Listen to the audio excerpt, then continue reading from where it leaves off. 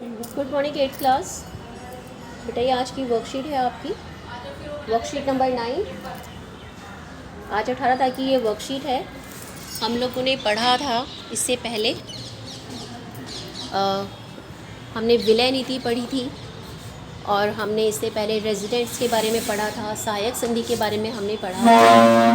अब हम इसको थोड़ा और आगे पढ़ते हैं, व्यापार से साम्राज्य तक जो हमारा चैप्टर है उसमें हम आगे तक पढ़ते हैं। इसमें गवर्नर जनरल वॉरेन हेस्टिंग, इन्होंने 1773 से 1785 तक ये गवर्नर जनरल थे भारत में। उन्होंने बहुत सारे व्यक्तियों में से थे जिन्होंने कंपनी की ताकत फैलाने में अहम भूमिका निभाई।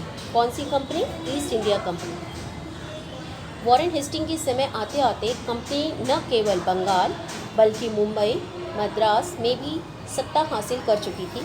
ब्रिटिश इलाके मोटे तौर पर प्रशासकीय इकाइयों में बंटे हुए थे जिन्हें प्रेसिडेंसी कहा जाता था। ठीक है, जो ब्रिटिश इलाके थे उन्हें, जैसे मान लीजिए ये पूरा इलाका है तो इसको बांट दिया, एक प्रेसिडेंसी ये, एक प्रेसिडेंसी ये, एक प्रेसिडेंसी ये। तो उस समय 3 प्रेसिडेंसी थी, बंगाल, मद्रास और मुंबई। हर एक का शासन गवर्नर के पास होता था और सबसे ऊपर कौन होता था? Governor general. जैसे वॉरेन हेस्टिंग्स था गवर्नर जनरल। ठीक है, पहले गवर्नर और गवर्नर के बाद सबसे ऊपर गवर्नर जनरल। वॉरेन हेस्टिंग्स ने कई प्रशासकीय सुधार किए, मतलब एडमिनिस्ट्रेशन सुधार किए। न्याय के क्षेत्र में उसके सुधार खास तौर से उल्लेखनीय थे। 1772 से एक नई न्याय व्यवस्था स्थापित की गई। इस व्यवस्था में प्रावधान किया गया कि हर जिले में 2 अदालतें होंगी, फौजदारी अदालत और दीवानी अदालत। जो दीवानी अदालत होगी उसका मुखिया यूरोपीय जिला कलेक्टर होते थे। ठीक है, मौलवी और हिंदू पंडित उनके लिए भारतीय कानून की व्याख्या करते थे। और जो फौजदारी अदालतें होती थी उन अभी भी काजी और मुफ्ती के ही अंतर्गत थी। ठीक है, 2 प्रकार की अदालतें बनाई कब? 1772 में। जो 2 प्रकार की अदालतें बनाई गई उसमें एक थी फौजदारी और एक थी दीवानी। जो दीवानी अदालत थी उसका मुखिया कौन होता था? यूरोपीय जिला कलेक्टर होता था और उसके अंडर में हिंदू पंडित और मौलवी होते थे जो कि उनके लिए कानून की व्याख्या करते थे। और जो फौजदारी अदालत होती थी वो काजी और मुफ्ती के ही अंडर थी। हिंदू कानूनों में समरूपता लाने के लिए 1775 में 11 पंडित को भारतीय कानून का एक संकलन तैयार करने का काम सौंपा गया। 1775 में क्या बोला? 11 पंडितों का एक ग्रुप बना और उनको बोला कि आप भारतीय कानूनों का एक संकलन तैयार कीजिए, एक बुक तैयार कीजिए। NB हॉलहेड ने इस संकलन का अंग्रेजी में अनुवाद किया। 1778 तक यूरोपीय न्यायाधीशों के लिए मुस्लिम कानूनों की भी एक संहिता तैयार कर ली गई। जैसे कि हिंदू कानूनों की एक संहिता तैयार की गई, ऐसे ही मुस्लिम कानूनों की भी एक संहिता तैयार की गई। 1773 के रेगुलेटिंग एक्ट, मोस्ट इम्पॉर्टेंट, 1773 के रेगुलेटिंग एक्ट के तहत एक सर्वोच्च न्यायालय की स्थापना की गई। याद रखेंगे इसको कि 1773 का रेगुलेटिंग एक्ट था जिसके तहत एक सर्वोच्च न्यायालय की स्थापना की गई।